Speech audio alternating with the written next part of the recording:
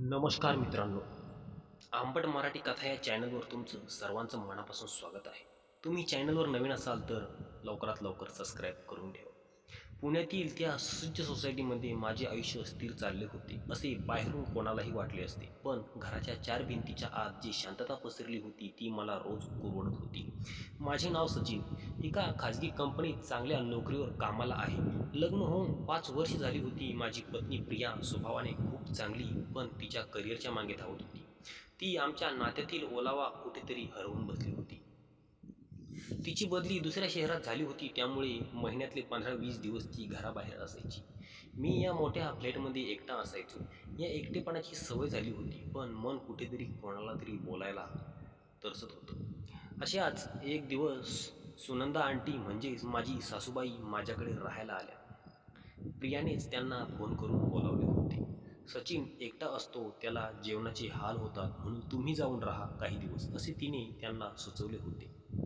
Sunanda aunty घरी आल्या आणि घराचे स्वरूपच बदलले. जो फ्लॅट मला केवळ सिमेंटची भुके वाटायचा, तिथे आता सकाळच्या भोपाळी फोडणीचा आवाज येऊ लागला. आंटी दिसायला खूप शांत आणि संयमी होत्या. वयाची 50शी ओलांडली होती, तरी त्यांच्या चेहऱ्यावरचं एक वेगळंच तेज होतं. त्यांच्याही आयुष्यात एकटेपणा होता. सासरा वारल्यानंतर त्या गावी एकट्याच राहायच्या. सुरुवातीचे काही दिवस आम्ही फक्त औपचारिक बोलत होतो. सचिन, जेवण वाढू का? आज ऑफिसला उशीर होणार आहे का? इथपर्यंतच आमचं बोलण्याचा संवाद असायचा. हळूहळू ही भिंत कोसळू लागली. एके दिवशी ऑफिसमधून येताना खूप पाऊस लागला. मी पूर्ण भिजून घरी आलो. दारातच आंटी टॉवेल घेऊन उभ्या होत्या. अरे, पूर्ण भिजला आहेस, लवकर अंग पुसून घे, नाहीतर सर्दी होईल, त्या काळजीने म्हणाल्या. त्यांच्या आवाजात तोच ओलावा होता जो मला आईच्या आठवणीत मिळायचा, पण त्यात एक स्त्री सुलभ मायेचा स्पर्शही होता. मी फ्रेश होऊन बाहेर आलो तेव्हा त्यांनी आल्याचा वाफाळलेला चहाचा कप माझ्यासमोर ठेवला. थँक्स आंटी, मी म्हणालो. त्या समोरच्या सोफ्यावर बसल्या. सचिन, तू खूप थकला आहेस का रे? आजकाल तुझे डोळे खूप काही सांगत असतात, त्यांनी अचानक विचारले. मी चहाचा घोट घेतला आणि त्यांच्याकडे पाहिले. त्यांच्या नजरेत एक प्रकारची समज होती. मी थोडे हसलो आणि म्हणालो, नाही आंटी, कामाचा ताण असतो. फक्त कामाचाच की? त्यांनी पुन्हा विचारले. प्रियाशी तुझे बोलणे होते का व्यवस्थित? मला जाणवते की तुमच्यात काहीतरी अंतर आहे. त्यांच्या या प्रश्नाने माझ्या मनाची तार छेडली गेली. मी कधीच कोणाशी या विषयावर बोललो नव्हतो, पण आज समोर कोणीतरी आपले होते. मी सांगायला सुरुवात केली की कसे आमचे नाते हेलो बाय पुरते उरले होते, कसे आम्हाला एकमेकांसाठी वेळ नाहीये. बोलता बोलता रात्रीचे 9 कधी वाजले समजलंच नाही. त्या रात्री जेवताना त्यांनी माझ्या ताटात आवर्जून वाढले. सचिन, माणसाला अन्नासोबत प्रेमाची भूक असते. तू स्वतःला इतका त्रास करून घेऊ नकोस. रात्री झोपताना मी विचार करत होतो, सुनंदा आंटी आपल्यापासून मला या घरात परखी वाटणं बंद झाले होते.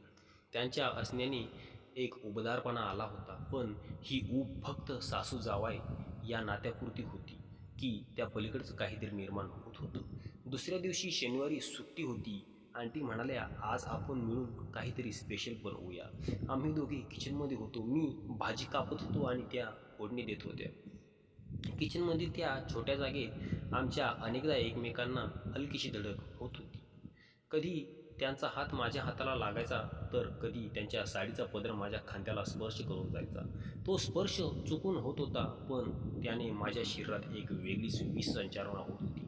त्यांच्या जवळ येणारा तो चंदनाचा सुवास आणि घरगुती वातावरणाचा सुगंध मला मोहिनी घालत होता. मी त्यांच्याकडे चोरून पाहत होतो. त्या कामात मग्न होत्या, पण त्यांच्या गालावर येणारी ती बट आणि ती बाजूला सारण्याची त्यांची पद्धत मला ते खूप मोहक वाटू लागली. काय पाहतोयस असा? त्यांनी हसत विचारले. मी भानावर आलो. काही नाही, तुम्ही खूप छान मॅनेज करता सगळं. मी सरवासर केली. त्या दिवशी दुपारचे जेवण झाल्यावर आम्ही दोघे हॉलमध्ये बसून जुन्या फोटोंचा अल्बम पाहत होतो.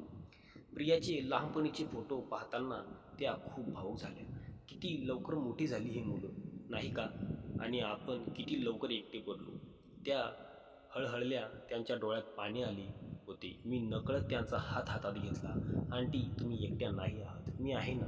त्यांनी माझ्याकडे पाहिलं. त्या क्षणी आमची नजर भेट झाली.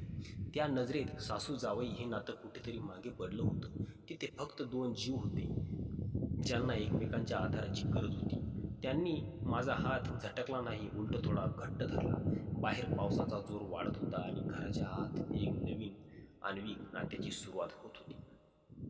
हे नाते कोणते वळण घेणार होते याची आम्हाला दोघांनाही कल्पना नव्हती. पुण्यातील पाऊस एकदा सुरू झाला की थांबायचं नाव घेत नाही. बाहेर धोधो पाऊस पडतो होता आणि खिडकीच्या काचावर पाण्याचे थेंब एका लयीत आदळत होते.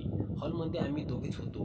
अल्बम पाहता पाहता आमचे हात एकमेकांच्या हातात वाहत होते. हे कदाचित आम्हा दोघांनाही मान्य होतं, पण शब्दात सांगण्याची हिंमत कोणाचीच होत नव्हती. सुनंदा आंटीने हळूच आपला हात मागे घेतला आणि केसांची बट कानामागे सारली. त्यांच्या चेहऱ्यावर थोडी लाली आली होती. सचिन, चहा मी ठेवते पुन्हा एकदा, पावसाचं वातावरण आहे ना.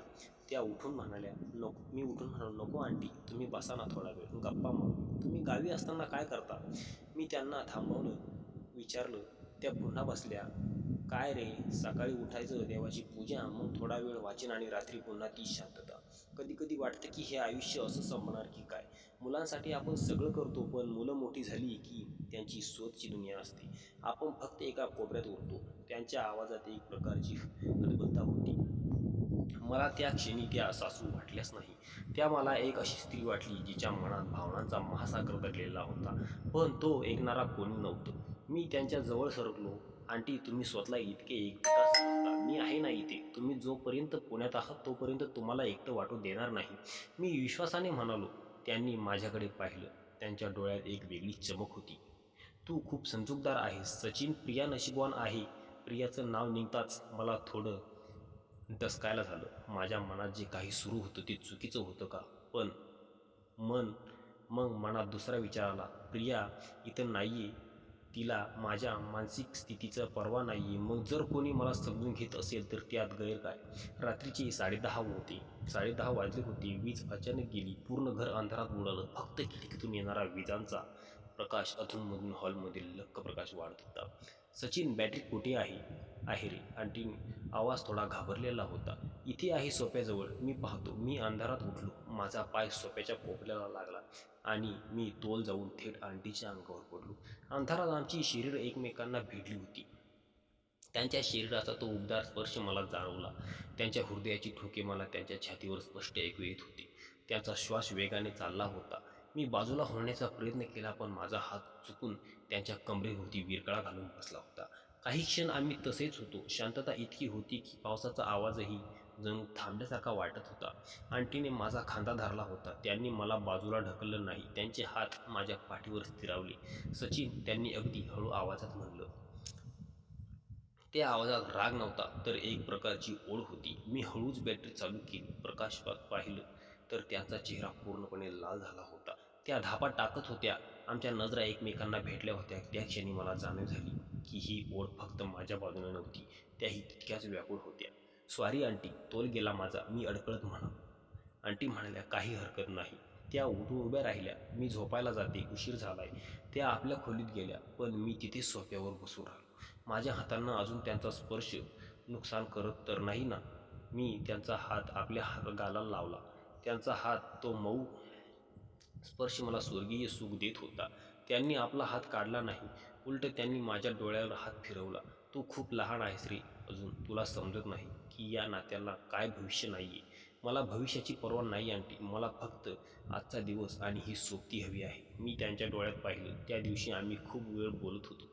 त्यांनी त्यांच्या तरुणपणाच्या गोष्टी सांगितल्या. त्यांच्या इच्छा, आकांक्षा सांगितल्या, ज्या कधी पूर्ण झाल्या नव्हत्या. जसजसे आम्ही एकमेकांजवळ येत होतो तसतसे नात्यांची पदर उलगडत चालले होते. संध्याकाळी आम्ही गच्चीवर गेलो. पावसाने थोडी विश्रांती घेतली होती, पण गारवा वाढला होता. आंटीने शाल पांघरली होती. मी त्यांच्या मागे उभा राहून त्यांच्या खांद्यावर हात ठेवला. त्यांनी मान मागे वळून माझ्याकडे पाहिलं आणि एक गोड स्मृतिहास्य केलं. माझं मन जिंकलं होतं. मला समजलं होतं की आता मागे फिरणं कठीण आहे, पण ही तर फक्त सुरुवात होती. रात्रीचे 12 वाजले होते. संपूर्ण सोसायटी शांत झाली होती, पण माझ्या खोलीत आणि माझ्या मनात विचारांचे कहर माजले होते. सुनंदा आंटी त्यांच्या खोलीत होत्या, पण मला माहीत होतं की त्यांनाही झोप लागत नसेल. आज दिवसभर आमच्यात जे काही घडलं, तो स्पर्श, तो संवाद, ती नजर भेट, त्यामुळे वातावरणात एक वेगळाच स्थान निर्माण झाला होता. अचानक माझ्या खोलीचा दरवाजा हलकीशी थाप पडली. मी दरवाजा उघडला तर समोर सुनंदा आंटी उभ्या होत्या. त्यांच्या हातात पाण्याचा पेला होता. "झोप नाही आली का तुला?" अजून त्यांनी विचारले. "झोप नाही आली का तुला?" अजून त्यांनी विचारले. "नाही आंटी." विचार थांबत नाहीये, मी म्हणालो. त्या आत आल्या आणि खिडकीपाशी जाऊन उभ्या राहिल्या. बाहेरचा चंद्रप्रकाश त्यांच्या चेहऱ्यावर पडला होता, ज्यामुळे त्या अधिक सुंदर आणि शांत दिसत होत्या.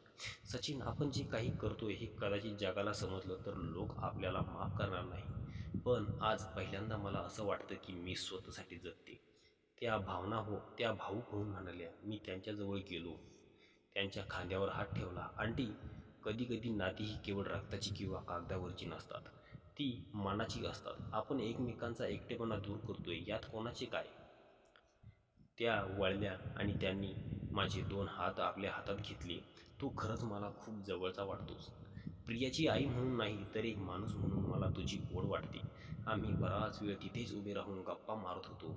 जुन्या आठवणी, भविष्यातील भीती आणि सध्याचा तो क्षण. गप्पा मारता मारता कधी माझ्या खांद्यावर डोके ठेवून बसल्या हे आम्हाला समजलं नाही. त्यांचा तो उबदार श्वास मला माझ्या मानेवर जाणवत होता. तो स्पर्श खूपच मऊ आणि प्रेमळ होता. त्या रात्री आम्ही खूप जवळ होतो, पण त्या जवळकीत केवळ शरीर नव्हते तर 2 आत्म्यांचा संवाद होता. आम्ही एकमेकांना मिठी मारली, पण ती मिठी सुरक्षिततेची होती. त्यांना माझ्या कपाळावर मायेचे एक चुंबन घेतले. "सचिन, हे क्षण माझ्या आयुष्यातील सर्वात सुंदर क्षण आहे." त्या कुजबुजल्या. दुसऱ्या दिवशी सकाळी प्रियाचा फोन आला. ती 2 दिवसात परत येणार होती. हा फोन म्हणजे वास्तव्य जाणून करून देणारा होता. सुनंदा आंटी आणि मी एकमेकांकडे पाहिलं. आमच्या नजरेत एक प्रकारचं गुपित होतं, पण सोबतच एक समजही होती. आता वेळ आली होती. आंटी म्हणाल्या, "प्रिया आल्यावर आपण पुन्हा त्याच नात्यात जगायचं आहे. जे आपल्यात कायम घडलं ते एक सुंदर स्वप्न म्हणून आपल्या मनात राहील." मला थोडे वाईट वाटले, पण मला माहीत होतं की हेच योग्य आहे. "हो आंटी, पण हे गुपित मला नेहमी ताकद देईल." प्रिया घरी आली तेव्हा तिला घरात एक वेगळाच आनंद आणि उत्साह जाणवला. तिला वाटले की आई आल्यामुळे मी आनंदी आहे. तिला कधीच कळले नाही की तिच्या अनुपस्थितीत 2 एकांकी मनांच्या एकमेकांना किती मोठा आदर दिला होता. आंटी काही दिवसांनी गावी परत जाताना त्यांनी माझ्याकडे बघून एक गोड हास्य केलं. त्या हास्यात खूप काही दडलेलं होतं. कृतज्ञता, प्रेम आणि एक आयुष्यभराची आठवण.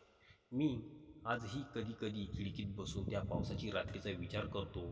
ते नाते एक जगण्यासाठी कदाचित वेगळे होते, पण माझ्यासाठी ते अत्यंत पवित्र आणि भावनिक होते. आयुष्यात काही माणसे अशी येतात जे तुम्हाला स्वतःची ओळख करून देतात. कदाचित सुनंदा आंटी माझ्यासाठी तेच होत्या. मित्रांनो, चॅनलला सबस्क्राईब करा आणि कथेला लाईक करा, कमेंट करा. मित्रांनो, कथा बनवण्यासाठी खूप मेहनत घ्यावी लागते. त्याकरता तुमचा एक सबस्क्राईब आम्हाला खूप प्रोत्साहन करतो मित्रांनो. धन्यवाद.